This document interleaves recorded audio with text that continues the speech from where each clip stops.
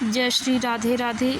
आज राधा अष्टमी के दिन आप लोग राधा जी की कहानी को ज़रूर सुने और मैं आप लोग को राधा जी की कहानी सुनाने जा रही हूँ। भाद्रपक्ष माह के शुक्ल पक्ष अष्टमी का दिन था। राजा वृषभानु यमुना नदी के किनारे स्नान करने के लिए गए थे। स्नान किया, उसके बाद सूर्य देवता को अर्घ दिया। उसके बाद प्रकृति के दृश्यों का आनंद लेने लगे। जैसे ही वो यमुना नदी के तट पर घूम रहे थे, उन्होंने देखा कि बहुत ही सुंदर सा कमल पुष्प तैरता हुआ आ रहा था। महाराजा वृषभानु उस कमल के पास चले गए और जैसे ही उन्होंने कमल के फूल के तरफ देखा तो आश्चर्यचकित रह गए, क्योंकि कमल के फूल की पंखुड़ियों के बीच एक बहुत सुंदर सी लक्ष्मी स्वरूप नवजात बालिका को देखकर महाराज का मन वात्सल्य से भर गया। महाराजा ने चारों तरफ देखा कि कौन है जो इतनी छोटी सी कोमल बालिका को यहाँ पर छोड़कर चला गया है। अब महाराजा वृषभानु भी इस बालिका को अपने से अलग नहीं करना चाहते थे, क्योंकि उनके मन में पिता का प्रेम उमड़ने लगा था। फिर राजा सोच ही रहे थे कि ब्रह्मा जी प्रकट हुए और बोले, हे राजा वृषभानु, तुमने और तुम्हारी पत्नी ने पिछले कई जन्मों से घोर तपस्या की है ताकि भगवान श्री कृष्ण जी की नित्य संगनी तुम्हारे आंगन में जन्म ले। तो ये भगवान श्री कृष्ण की नित्य संगनी हैं। इन्हें अपने घर लेकर जाओ और पुत्री के रूप में इनका पालन करो। यह सुनकर राजा वृषभानु बहुत प्रसन्न हुए और जाकर अपनी पत्नी केतकी को सारी बातें बताई और उनके गोदी में उस सुंदर सी कन्या को दे दिया। रानी केतकी के आंखों में वात्सल्य वाले आंसू आ गए, क्योंकि वो खुद को माँ समझकर और इतनी अच्छी कन्या पाकर उनके मन में प्रेम उमड़ रहा था। राजा और रानी दोनों लोग बहुत खुश रहने लगे। धीरे धीरे दिन बीतता गया और वह कन्या बढ़ती गई, लेकिन कुछ दिनों बाद राजा और रानी को चिंता भी हुई, क्योंकि वह कन्या बढ़ तो रही थी, पर जब से वो कन्या आई थी तब से ना उन्होंने आंखें खोली थी, ना ही कोई क्रीड़ा किया। इससे राजा और रानी दोनों ही परेशान हो गए। राजा रानी ये सोचने लगे कि कहीं मेरी पुत्री को नेत्र दोष तो नहीं है, या फिर इसकी स्मरण शक्ति चली तो नहीं गई है, यह कोई क्रीड़ा क्यों नहीं कर रही है।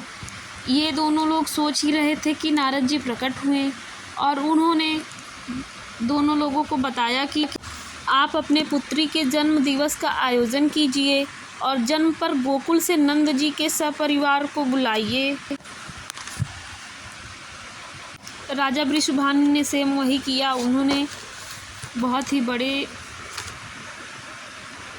जश्न का आयोजन किया और उस पर खुद जाके गोकुल से नंद जी के सपरिवार को बुलाया, और जिससे कि उनका सपरिवार आया और सब लोग बहुत खुश थे।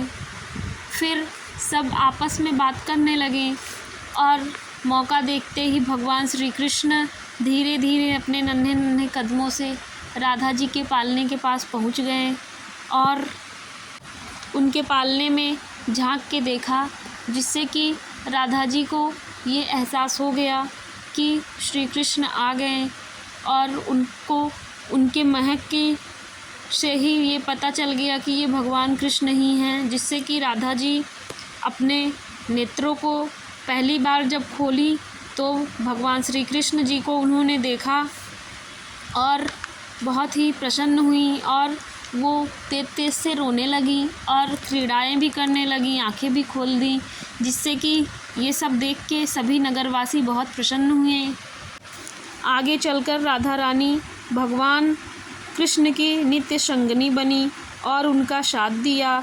उनके सभी लीलाओं में भगवान कृष्ण का राधा रानी जी ने साथ दिया।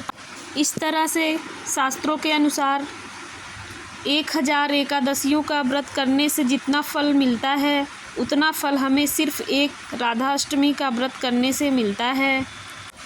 इसलिए हमें राधाष्टमी का व्रत अवश्य करना चाहिए। भगवान श्री कृष्ण को पाने का एक मार्ग है कि जो लोग राधा जी को याद करते हैं, भगवान कृष्ण उन्हें मिल जाते हैं। इसलिए अगर भगवान जी को प्रसन्न करना है तो राधे राधे का नाम जपना बहुत ज़रूरी है। इसलिए जब भी कोई कहानी सुने या कथा सुने तो अपने हाथों में चावल के दाने या फिर फूल थोड़ी सी हाथ में लेके कथा सुने और उसके बाद उसको भगवान के समक्ष रख दें और जो लोटा में एक पानी आप लोग रख दें भगवान के सामने और जब कथा समाप्त हो जाए तो उसे ले जाके भगवान सूर्य को अर्घ दे दें। इस प्रकार से राधा अष्टमी का यह व्रत समाप्त होता है। आप लोग को अगर मेरा यह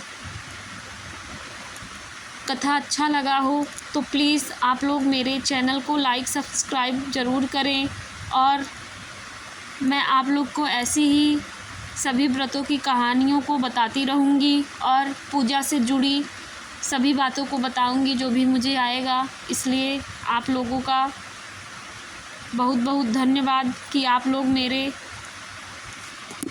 इस कहानी को इतना टाइम निकाल के सुने। आप लोगों को राधे राधे। जय श्री कृष्णा, जय श्री राधे।